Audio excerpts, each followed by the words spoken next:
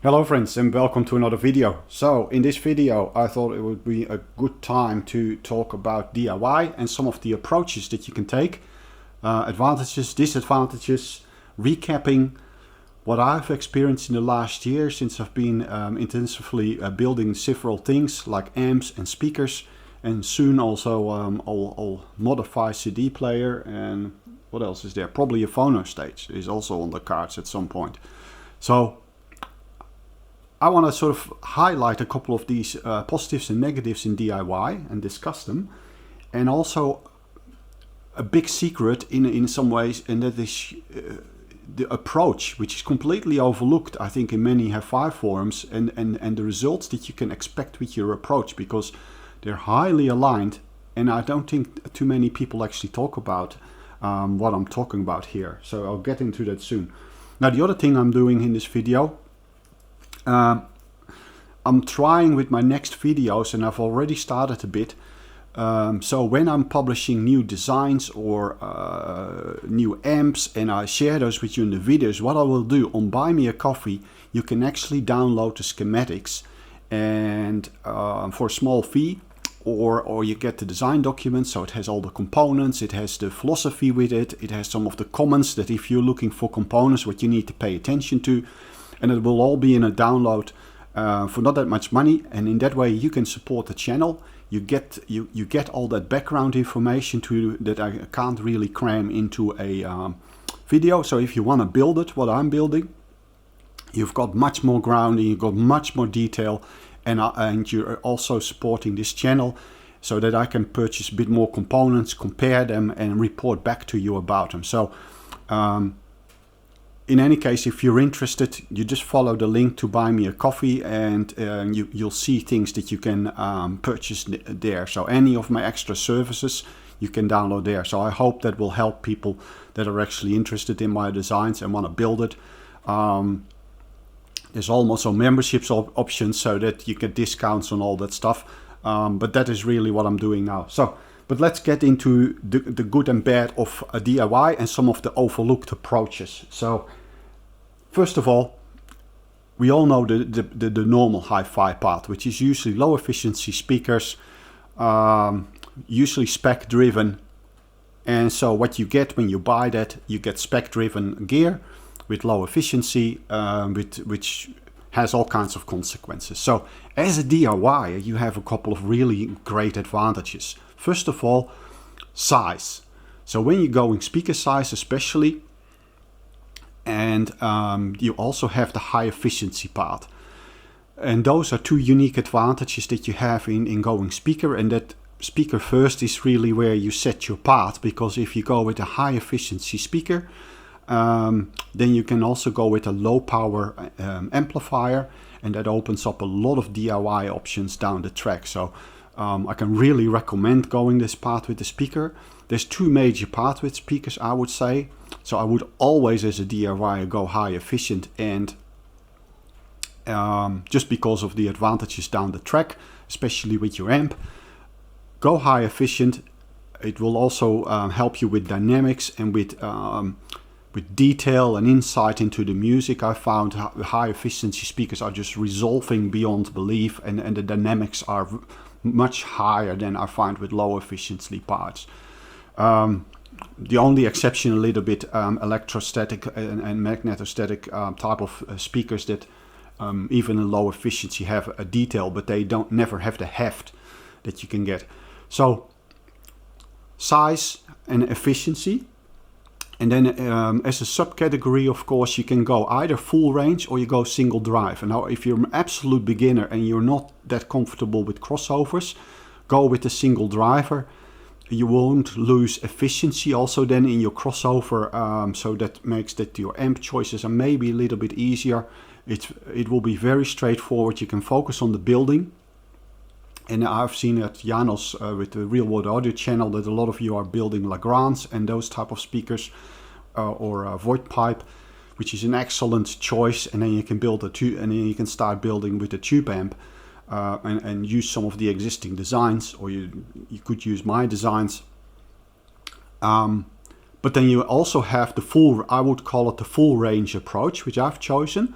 So single driver, you often end up making compromises, usually both at both ends, both at the high end, because you've got a woofer that is moving to make very the low tones, the bass, and while that's moving, you almost get a Doppler effect in the highs. Now, if it's very high efficient, the cone won't move that much, so that effect will get less and less. Another advantage, of course, of high efficiency. But if you go full range and you want full bass, then you actually you probably go to at least a two-way system, which is the other part, the full range part, and you might need a little bit more power, but it really depends on your driver choices.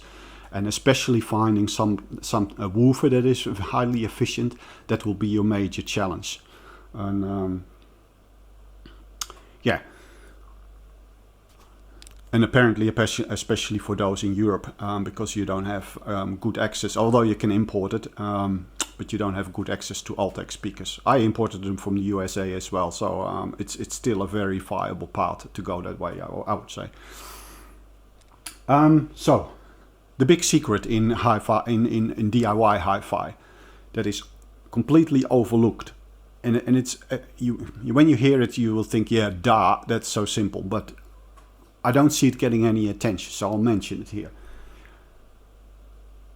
A lot of forum discussions that I see are centered around a technology, a mental construct. So, for example, I see somebody saying, no, I'm going to go with a push-pull amplifier, and that will cancel out the second harmonics. It will deal really well with speaker reactance, like the varying impedance curve on your speaker or something. It will deal with that really well because the load lines are very stable. This is the way to go. Now, when you then build that push-pull amplifier with those concepts in mind that you found and that you think that's an excellent approach, you haven't realized that you have entirely made your choices on a mental construct basis. This has nothing to do with listening. And what happens now to the result? The result will be that you get an amp that reacts well to different speaker impedances, that has straight load lines, that has low, even harmonic distortion. Does it sound good? You have no freaking clue. Because you started with a mental construct, and the result will be the result of a mental construct. And what I'm offering up here is that there is another approach that, for example, Susumu Sakuma took. People look at his designs and go, this could be good, this he doesn't use the right stuff. But it was not what he was after. He was almost after a spiritual experience that he gets from listening to the music. He refers to Rembrandt, to a shade of the music, the contrast within the music that he wanted the amp to bring, as it were, a different looking perspective to something, to the same music. So that he talks about destroying a certain barrier. Those kind of things are end effects, how you want to experience the music in your system. And then the experience takes the first place on what you're trying to accomplish. And it informs the build in a very different way. And there's only a handful of boutique builders that are doing that, I think. And as a DIY, you have the same option.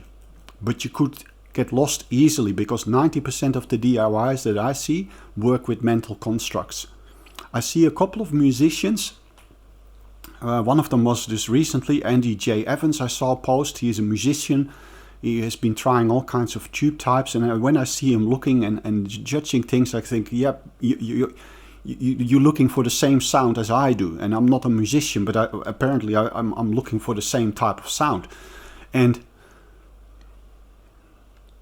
it is very interesting. But what I'm saying is, if you can take that as a lead, I think that will really bring you the satisfaction of and lead you to the right things in the thing. So forget about the specs, forget about the technology element of it. That comes as later as a function of that. And there's probably multiple paths. But your approach will, to a large extent, an extremely large extent, determine the results. And if you go with a mental construct, you're in for a rough ride, especially at the start. And I'll tell you why. Because this is the downside. Let's get into the downsides with this and upsides of DIY. So, A, you don't have to pay the prices that you will have to pay for those boutique makers that actually take listening first as an approach and are not necessarily mental concept driven, technology driven. And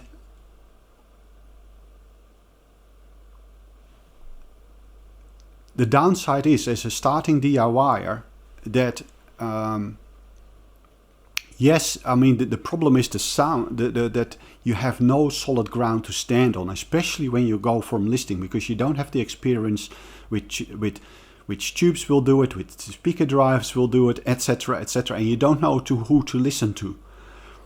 The upside, the flip side of is that learning will start slow, but then it will accelerate. That's what I've noticed over the last year, is that it will just keep accelerating, and you will pick up more and more and more, and you will suddenly start to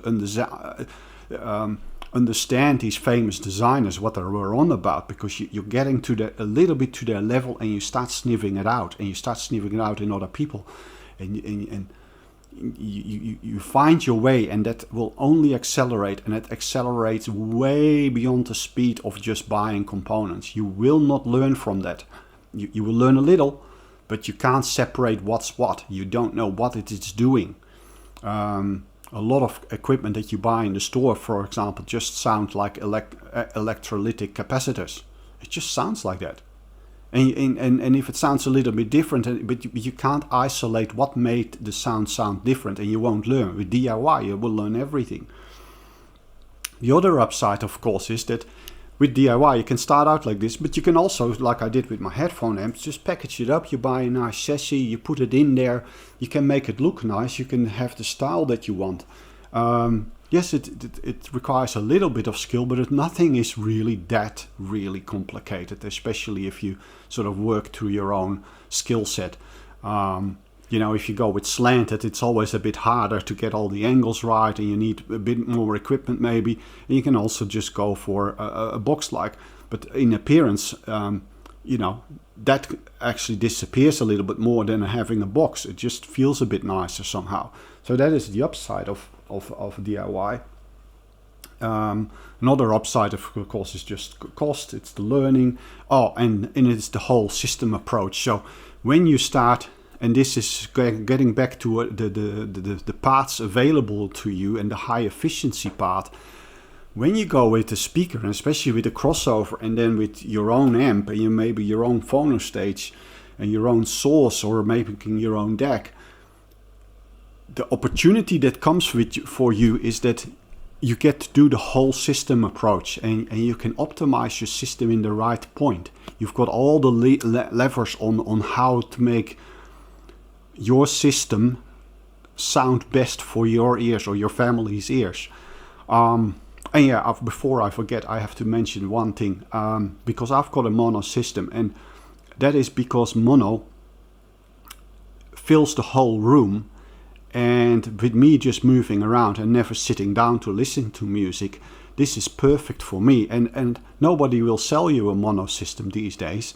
But if you're a person that just wants their house filled with music, consider a mono system, because it's it sounds everywhere the same in the whole room almost. And it attenuates less because it has a corner setup, so it is only a 90-degree angle that the sounds expands in, which means it doesn't drop off as much, which means it's not as loud there and it's still loud over there, which makes it much more even. It fills up the room it loads it up much nicer. If you're a casual listener, you can go mono. You can have half the output transformers, you can halve the tubes, you can halve the power supply. There's just lots of advantages to this. And again, almost only available through DIY. So that is my thing. I'm very enthusiastic about DIY. I'm also enthusiastic that I'm finally picking up speed with this. I hope that some of you are also interested in trying some of my designs, and if you are, you can support me via Buy Me a Coffee. So again, have a look down there. You don't have to buy anything, but you can sort of see what's out there, and I'm trying to expand it so that with my videos you also sort of get the hard data to back it up, and with my next speaker design I'll also publish the schematics and everything and the dimensions and so on separately via Buy Me a Coffee. So yeah, I hope that will be useful for those of you that are also building. And yeah, that's it for now. That's DIY. I think it's a great part. I think the high efficiency part with starting with a speaker and an amp is a beautiful starting point. And as I said, the listening first approach is something that I really recommend you to consider at least. Because in the end, that's what you're dealing with. Listening equipment is not listening to your music. You have got your habits and your types of music, and you can actually optimize for it and drive the thing from your heart, what you feel with music, and expand on that and look for it more. So if you're on that path, you're probably at the right channel. If you're on a different path, this might be just a curiosity for you. But that's it. All right, well, thank you for tuning into my channel again. This video has probably been long enough. What is it, 16 minutes? Well, rest me to wish you a really good day, a good night, a good week, and I'll hope to catch you in the next video with more content. Until then, bye-bye.